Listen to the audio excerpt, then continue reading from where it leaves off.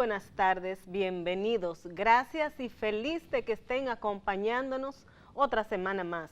Saben que esperamos este día, este sábado, para llevarles informaciones interesantes en el campo de la salud y nos sentimos siempre muy agradecidos de que estén aquí con nosotros. Buenas tardes, Tati. Buenas tardes, Dori, ¿cómo estás tú? Yo estoy bien, ¿y tú? Pleno verano.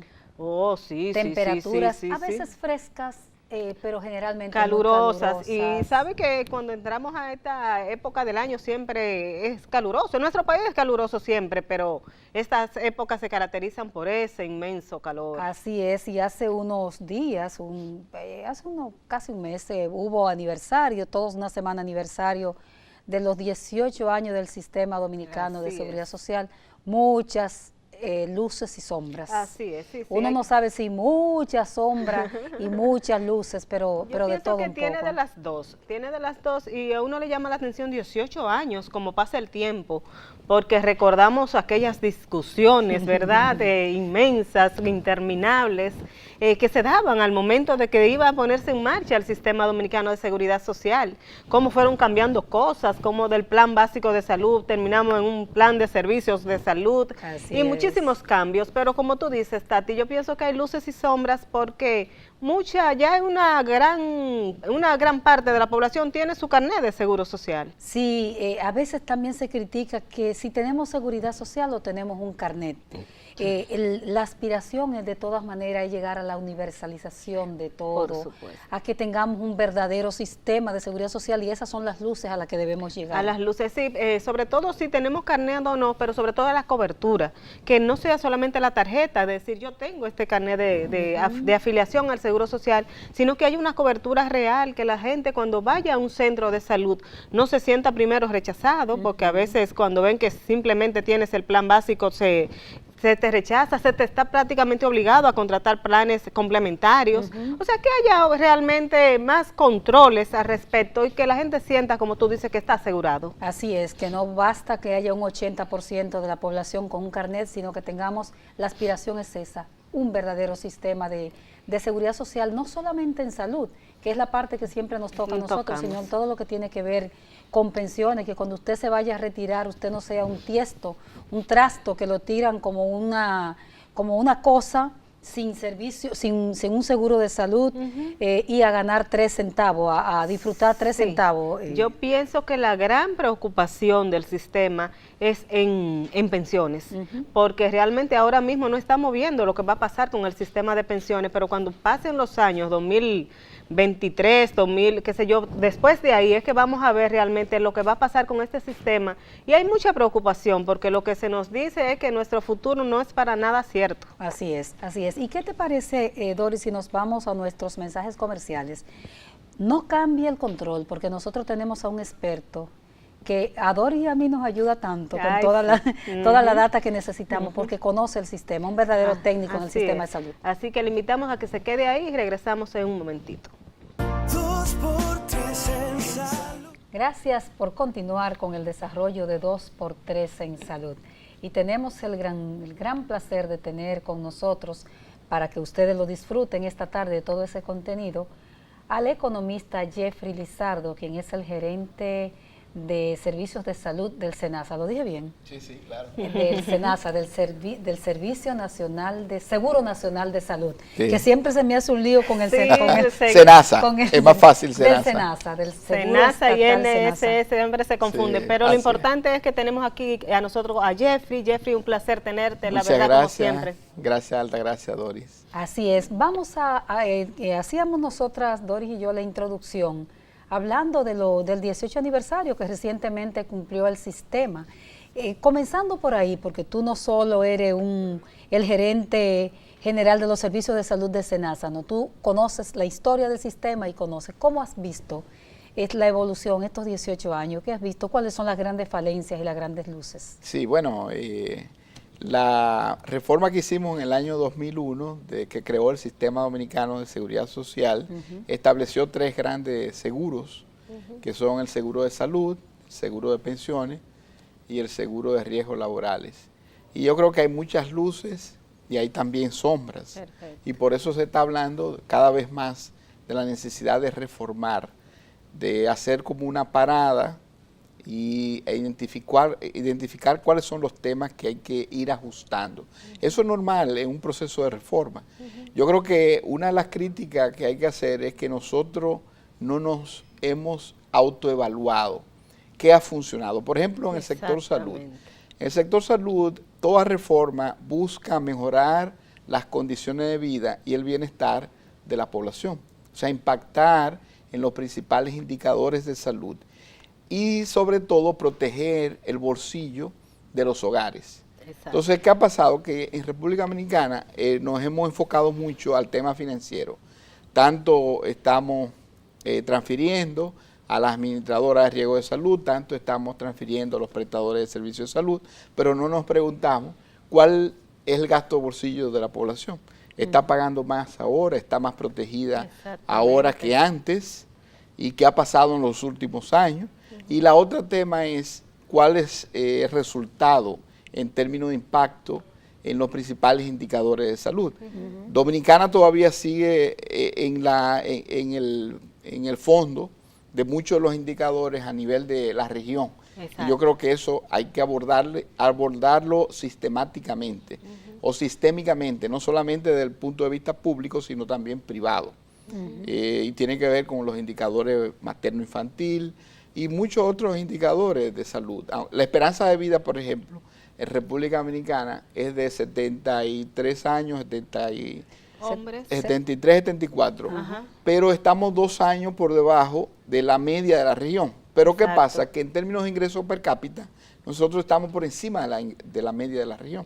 Entonces tú dices, ¿por qué Dominicana, con unos niveles de ingresos per cápita por encima de la promedio de la región, la esperanza de vida no ha llegado, ¿verdad?, y no tenemos los indicadores, resultados de salud? Entonces, esos son los temas que hay que discutir en una reforma. Jeffrey, pero nos llama la atención que se está hablando de reforma y sabemos que hay varios anteproyectos que se han sometido al Congreso para modificar la ley 8701 que crea el Sistema Dominicano de Seguridad Social, pero también sabemos que de esa ley, de 18 años, hay muchísimos aspectos que todavía no se han puesto a funcionar. Así es. Entonces, a veces como que es medio chocante oír que hablamos de reforma, pero hay cosas que están en la ley que nunca se han aplicado. Así es, muy de acuerdo. Y hay otras cosas que se han hecho que no están en la ley, violando la ley.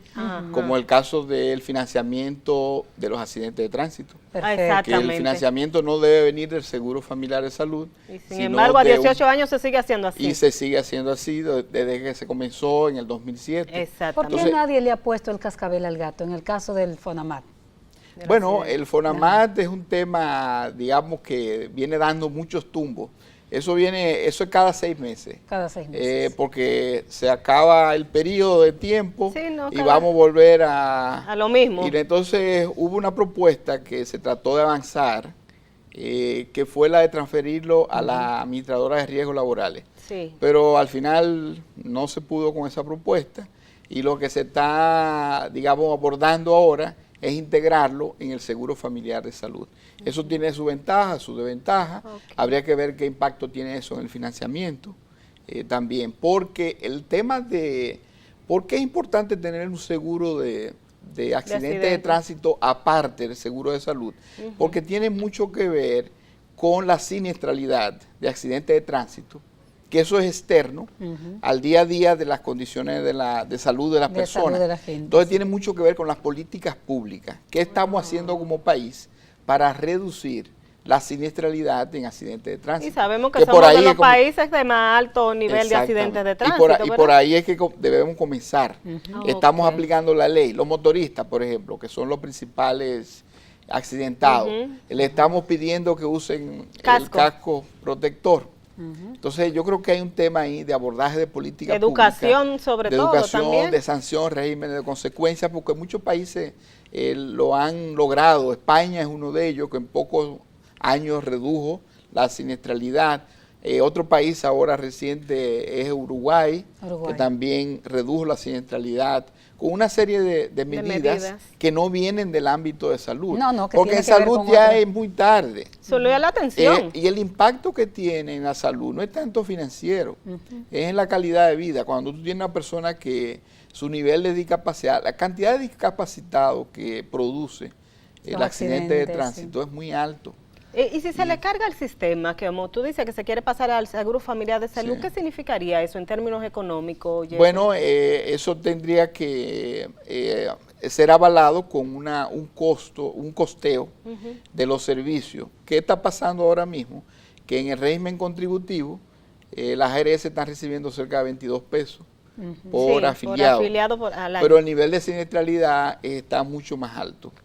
Entonces O sea, hay que es cierto cuando las ARS privadas dicen que están perdiendo, sí. están perdiendo. Estamos hablando de ARS como Senasa, que tiene casi 30 pesos que le sale El afiliado, el por afiliado en accidente de tránsito.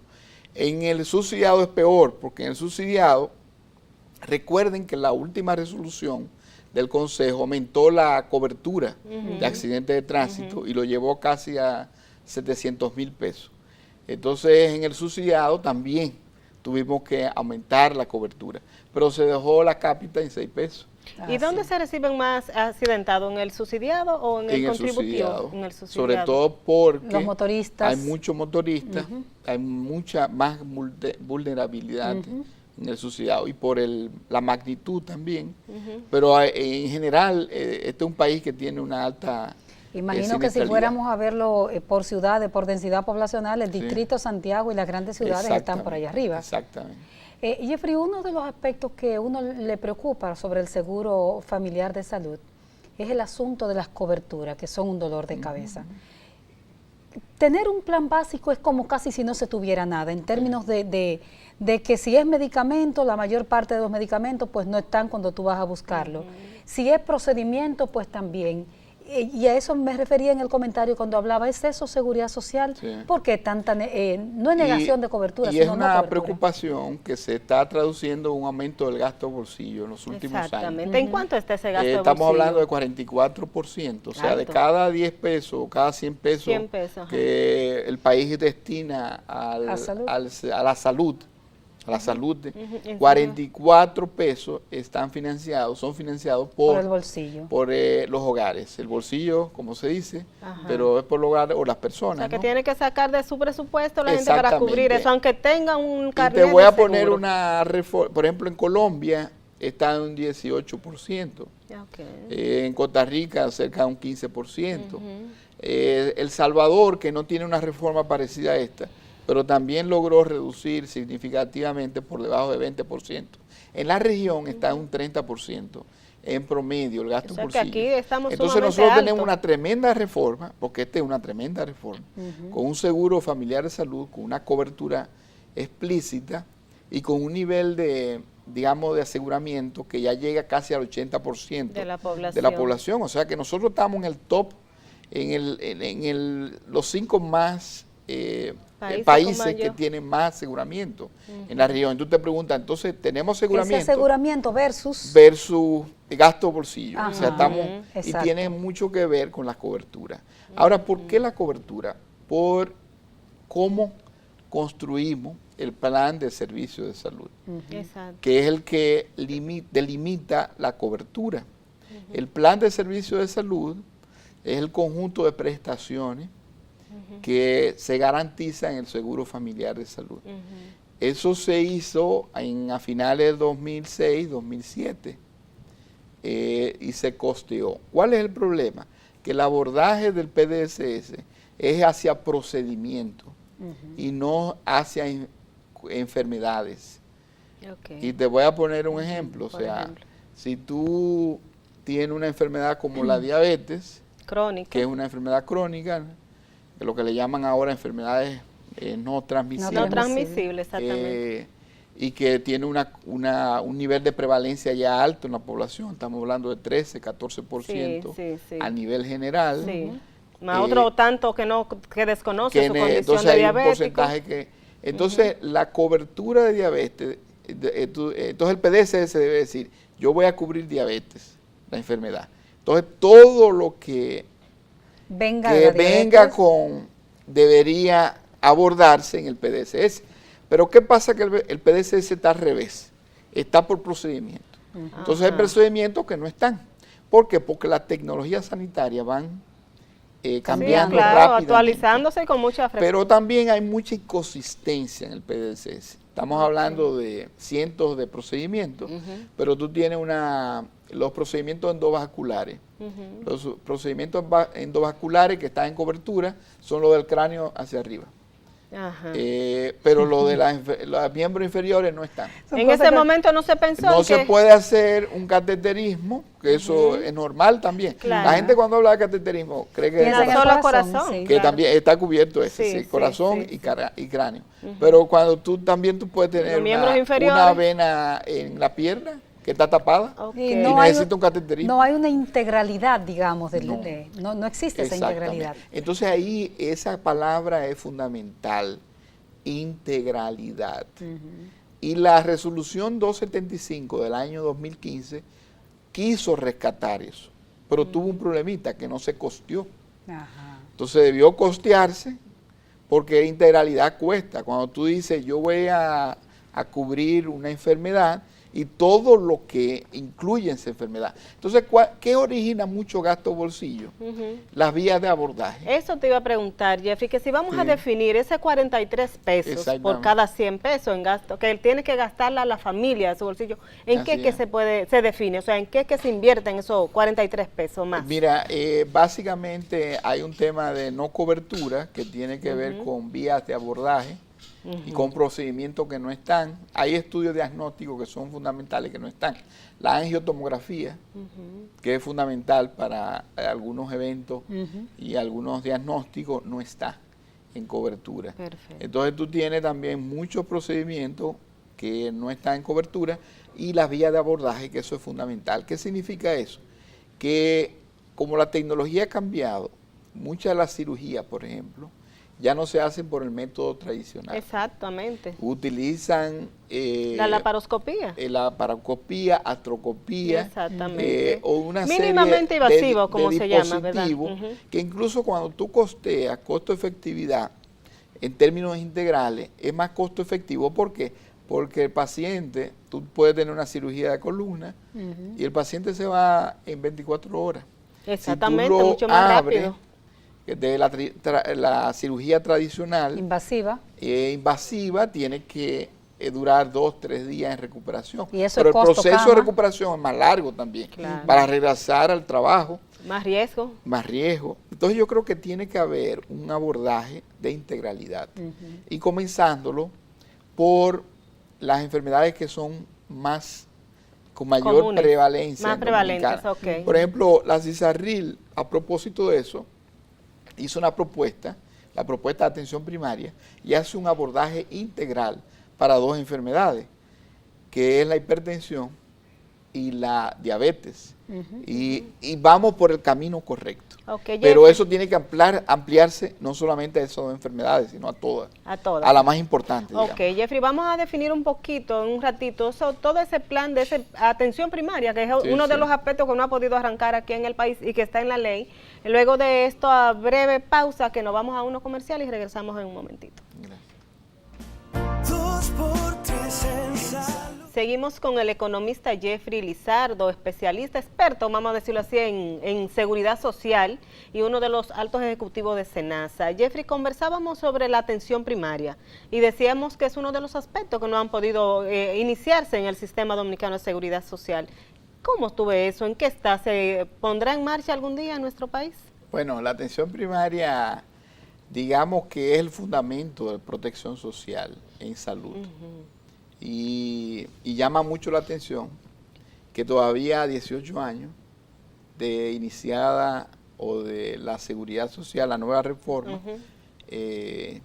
todavía no esté implementado de manera amplia, sobre todo en el régimen contributivo. Sí. En el régimen subsidiado, de alguna manera, se está implementando Se ha ido la aplicando, estrategia sí. de atención primaria, que hay que tener un poco, saber porque hay algunas confusiones sobre la estrategia de atención primaria y el primer nivel de atención, las puertas de entrada. Podemos recordárselo a la gente qué es lo que es una cosa y qué es lo que es la porque otra. la estrategia de atención primaria que viene desde hace más de 40 años, De Almata, aquella declaración. OPE, eso, es una estrategia de salud que busca promover estilo de vida saludable. Exactamente. Y la prevención, la sobre todo. promoción de la salud y la prevención en todas las etapas.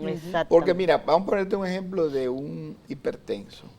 Ya el hipertenso ya está diagnosticado, ya tú no puedes, una persona que tiene factores de riesgo. Sus padres fueron hipertensos, está sobrepeso o está fumando. Una vida sedentaria. No está haciendo ejercicio y no tiene hipertensión, pero tiene factores de riesgo. Perfecto. Está sano, pero tiene factores de riesgo. La estrategia implica, en este caso, evitar que desarrolle la enfermedad a través de que deje de fumar, que se ponga a hacer ejercicio, que coma saludable, etcétera, etcétera. Pero una vez una persona tiene hipertensión, la estrategia de atención primaria es cómo hacer prevención secundaria. Cómo evitar que este paciente, que esta persona que ya es hipertensa, desarrolle otras desarrolle otra enfermedad, como una enfermedad isquémica.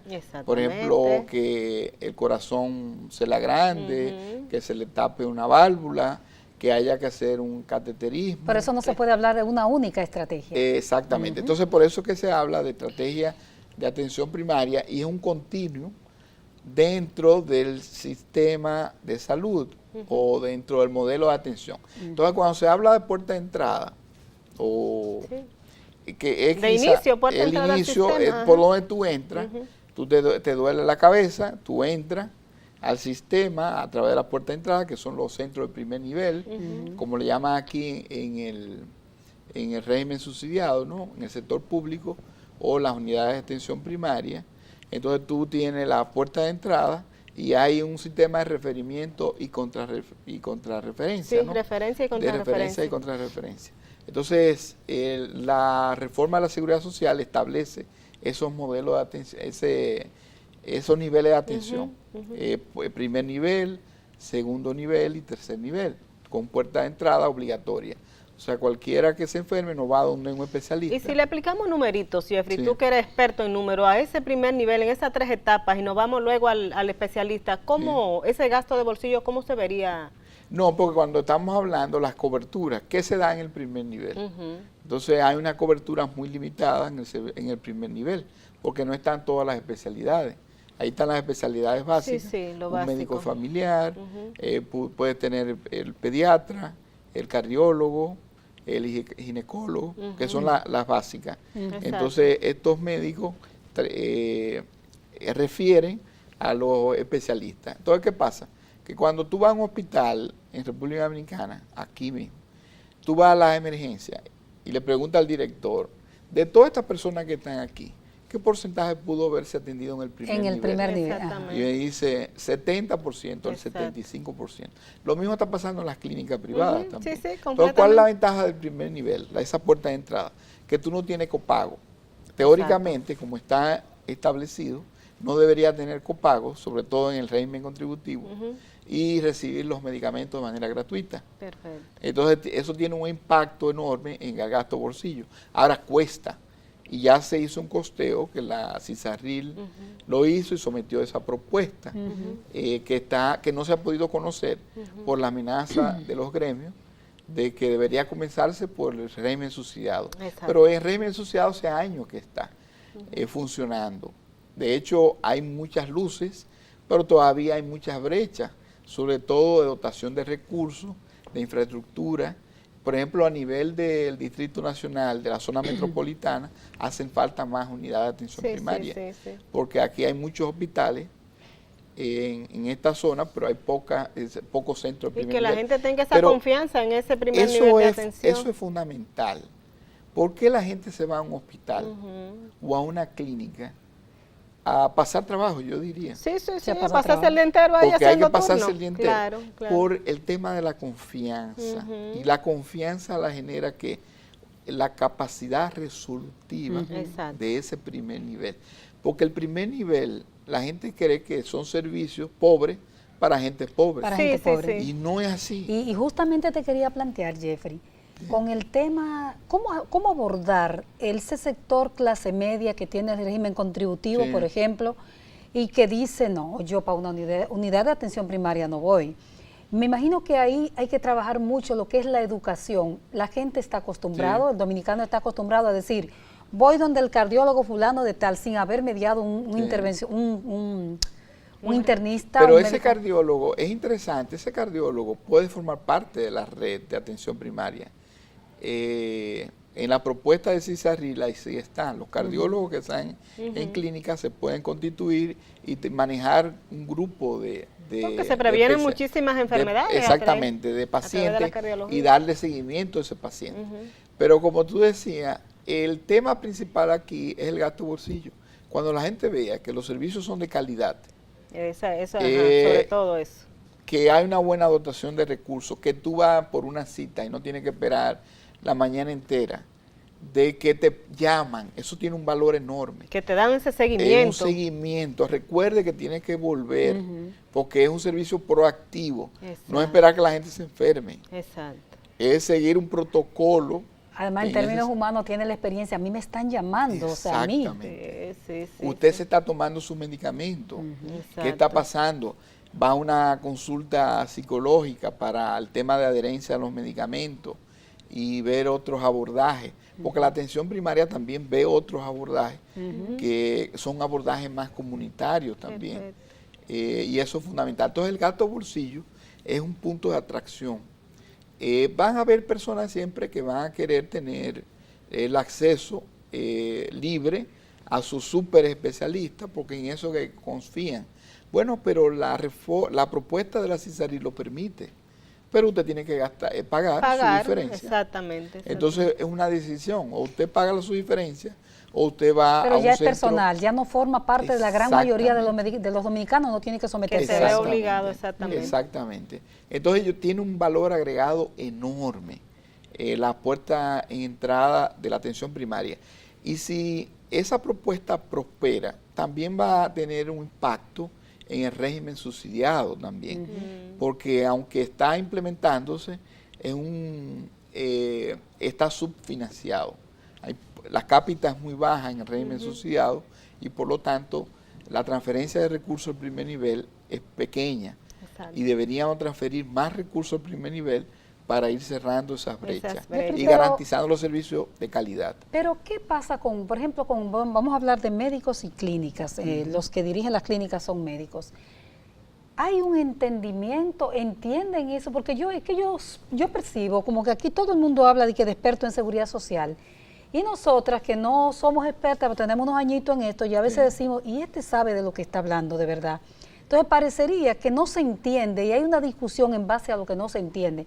Y hablo de, que me perdonen los médicos, en el mundo de los médicos hay una oposición y tú dices, ¿se están oponiendo en base a lo que conocen o es sumándose a...? A vos. Yo creo ¿Qué piensas tú? Yo creo que hay muchas personas que se sienten bien en la situación actual.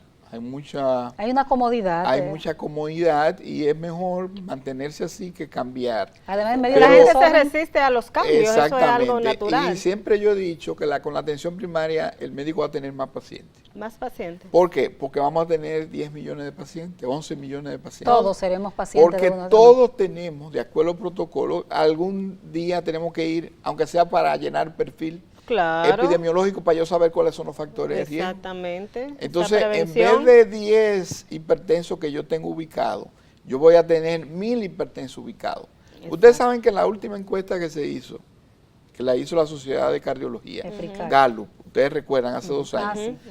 que el 30% de prevalencia de hipertensión es el 30%. Sí, el Pero la 30% mitad de la gente no, Lo más de la desconoce. mitad de los que tiene hipertensión, desconoce. o están maltratados, Maltratados, o sí. desconocen Sí, que no están sí, tratados. sí. Entonces tú estás hablando del 30% de una población, pon tus 7 millones, el 30% son ¿cuántos? Somos 10 millones, vamos a calcular nuestros 300. Sí, pero tú pones casi 2 millones de personas, Ujú, ujú. 2 puntos y algo millones de personas, que pueden tener hipertensión. Hipertensión. Y solamente está tratando menos de la mitad. Exactamente, que ese otro Entonces millón tú vaya a tienes los toda médicos. esa población. Hay una parte que se va a tratar en el primer nivel porque está controlada, pero en algún momento hay que referirla para que lo vean a otro nivel. Así Sí. es. Entonces el especialista siempre va a tener. Ahora, lo que falta ahí es, en la implementación, es costearle la tarifa como debe ser, porque no podemos seguir en este mismo sistema. Que estamos ahora donde el médico tú le pagas 500 pesos. Y A un 250, dicen cardiólogo, ellos. sí, pero ese es al médico familiar, pero al cardiólogo tú le pagas 500 pesos, Como ARS. como ARS. ¿Por y qué eso se que- paga tan poco? ¿Es ¿Eh? poco o es mucho eso? ¿Cómo es la cosa? En realidad, cuando aquí hubo un ejercicio que nosotros estuvimos participando conjuntamente con el Colegio Médico, que es el Comité de Honorarios. Nosotros participamos en el Comité de Honorarios Médicos, sí. que eso está en la Ley de la Seguridad Social, la Ley 8701, está liderado por el Ministerio de Trabajo y participan todos los sectores.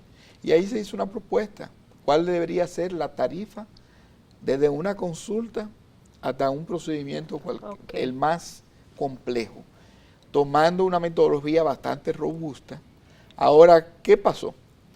Que para pagar esa tarifa hay que ajustar la cápita, que ahora mismo en el régimen contributivo es de 1.013 pesos. 1013, sí. Pero también hay que implementar el sistema de atención primaria, o sea, la reforma de atención primaria. Perdóname, esa cápita se sube al empleador, como le llaman A los aquí. dos. No, esa cápita es la que reciben las ARS Ok. La cápita, ok. para poder, porque acuérdate que los empleadores la cotización Ujú, exacto, va a ser la tiene misma. razón. Entonces hay que hacer un ejercicio integral, porque no es verdad que hay tarifas, porque hay que reconocer, hay tarifas que son muy bajas. Muy baja, sí. Honorarios, y eso lo reconoció el Comité de Honorarios Por ejemplo, la Médicos. consulta, ellos se quejan mucho, como Exactamente. dice Y Tati, por que eso- son 300 y 300 por pesos eso- algunos, 280 hablan otros, no sabemos. Y algunos, pero hay tarifas que están en 1.200, Ah, por ok. ejemplo. Dependiendo de la especialidad, ¿verdad? Dependiendo de la especialidad, Ok. pero dependiendo también de cuántos médicos hay. Ah, perfecto. de- Influye pero- mucho todo eso.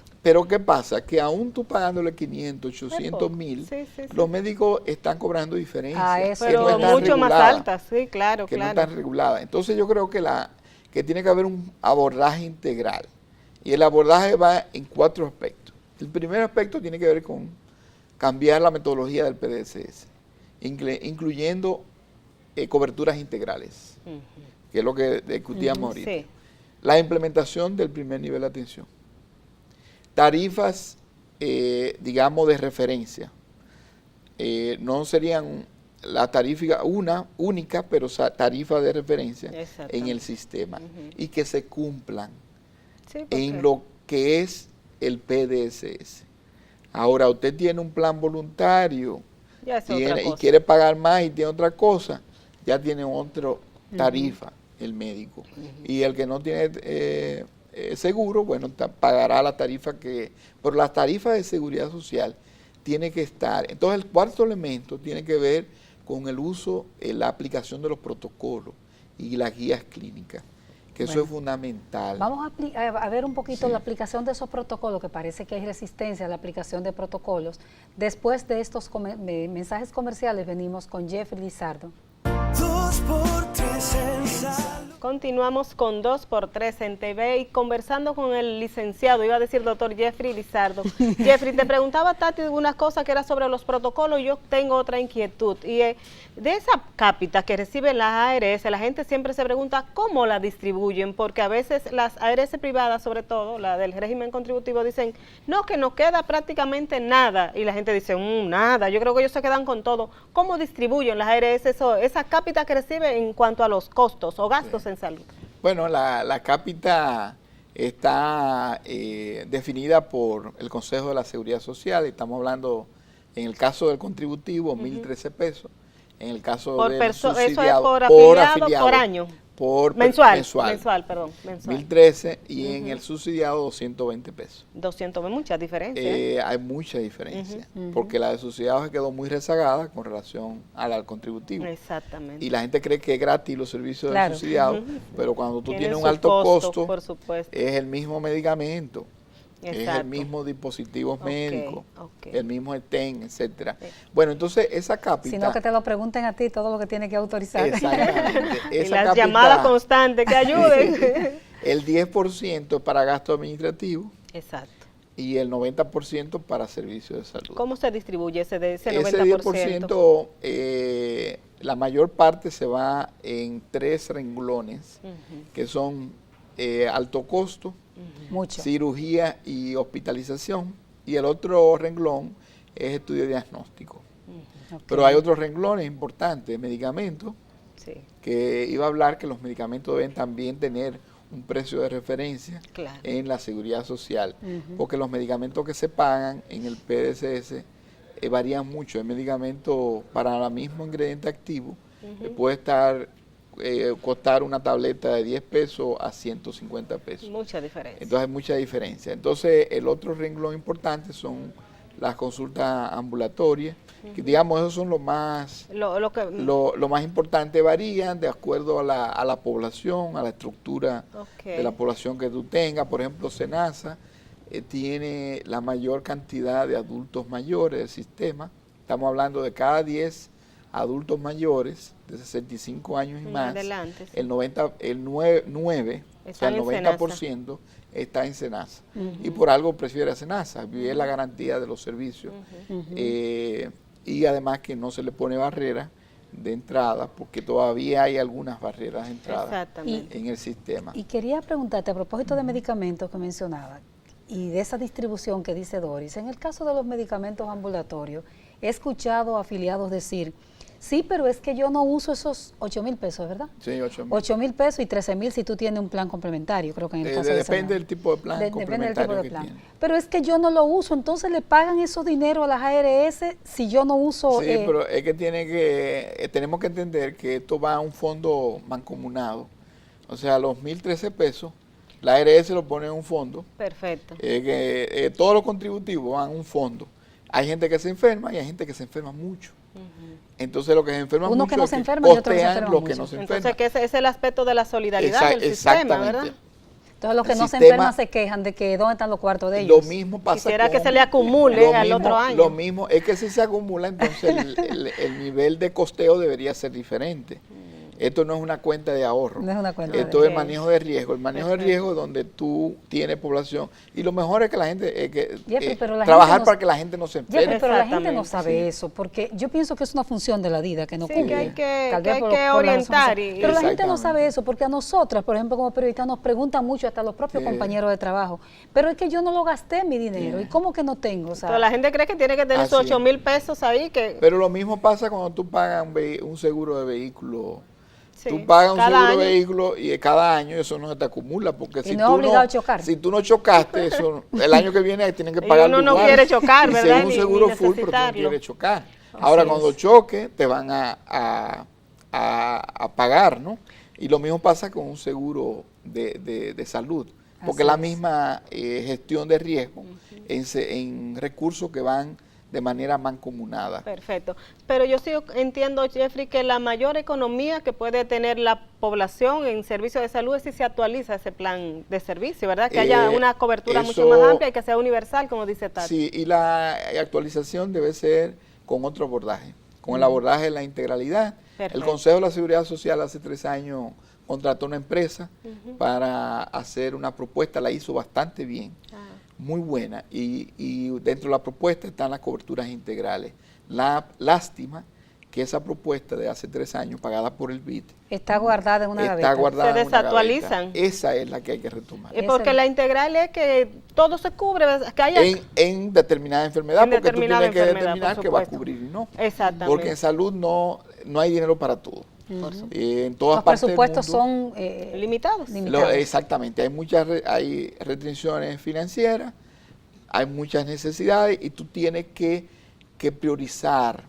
Por ejemplo, en Dominicana, tenemos que ir eliminando los copagos y los Por Dios. techos De para por Dios. algunos servicios. Sí, sí. ¿Tú crees que un papá Nicolau debería tener un copago? Ese hombre no. Sí, eso es preventivo. No, eso es prevención. Una Así es, y costosísimo que está. mamografía Mamografía. debería tener un copago. Para Por nada, supuesto eso es que no. prevención, porque La en verdad, cáncer se Jeffrey, gasta mucho más. La verdad, Jeffrey, que contigo siempre es un Privilegio. un privilegio, una universidad, conversar de todo esto. Nos quedó y lo vamos a dejar para La próxima. para el próximo programa contigo.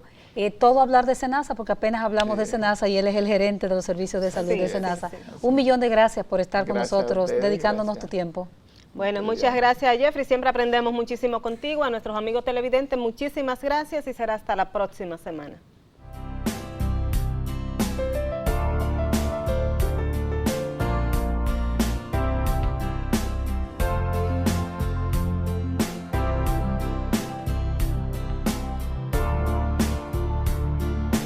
Dos por tres en salud.